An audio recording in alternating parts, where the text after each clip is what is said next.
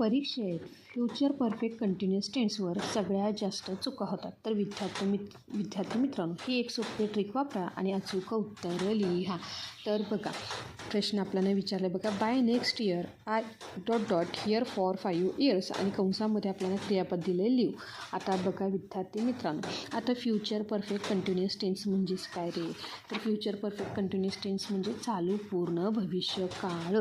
आता बघा आपल्याला काय दिलं आहे बघा, बाय नेक्स्ट इयर. आता इथे जे काही सब्जेक्ट आहे किंवा कर्ता आहे किंवा प्रोनाऊन आहे, ह्या आईनंतरनं जे काही आपण फॉर्म्युला पाहिला तर काय पाहिजेत बघा, सब्जेक्ट नंतरनं काय पाहिजेत आपल्याला, विल हॅव बीन अधिक क्रियापदाचं पहिलं रूप त्याला जोडायचं ING अधिक ऑब्जेक्ट. म्हणजे इथं जो काही कर्ता आहे किंवा सब्जेक्ट आहे त्याच्यानंतर आपल्याला काय हवं होतं बघा, विल हॅव बीन. आणि आता जे काही क्रियापद दिले हे आहे व्हर्ब, त्यासोबतच हा काय आहे सब्जेक्ट.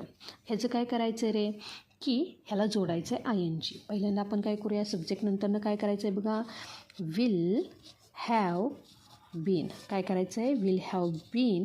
त्यानंतरनं जे काही क्रियापद आहे ह्या क्रियापदाचं काय करायचं आहे, क्रियापदाला ING जोडायचं आहे.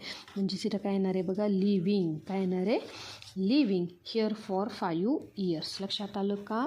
जो काही सब्जेक्ट आहे ह्या सब्जेक्ट नंतरनं आपल्याला काय जोडायचं आहे, सब्जेक्ट नंतरनं विल हॅव बीन. कधी, फ्युचर परफेक्ट कंटिन्युअस टेन्समध्ये. लक्षात आलं का? त्यानंतरनं जे काही दुसरं वाक्य आहे बघा, काय दिलं आहे की she will have been working here. आता बघा विद्यार्थी मित्रांनो, परीक्षेमध्ये मुद्दाम बीन ऐवजी काय करतात रे, बीइंग लिहून फसवतात. काय करतात, बीइंग. आपल्याला काय पाहिजे होता शब्द इथं बीन, पण इथं परीक्षेमध्ये काय करतात, नेहमी फसवेगिरी करतात आणि तुमचा एक मार्क घालवतात. इथं लिहिलं आहे बीइंग. तर विद्यार्थी मित्रांनो, आता हे वाक्य काय करायचं, विल हॅव बीन लिहायचं आणि कंप्लीट करायचं आणि इथं आपला एक मार्क पक्का करायचा. बघा इथं काय येणार आहे बघा, मग she will have bin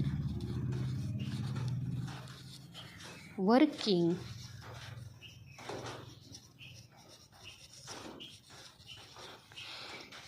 here. तर विद्यार्थी मित्रांनो, आता तुम्हाला हे जे काही फ्युचर परफेक्ट कंटिन्युअस टेन्स आहे ह्यामधली ही ट्रिक कळाली का, की आपल्याला इथं काय जोडायचं आहे बघा, विल हॅव बीन आणि जे काही क्रियापद आहे क्रियापदाला जोडायचं आहे ING. लक्षात आलं का?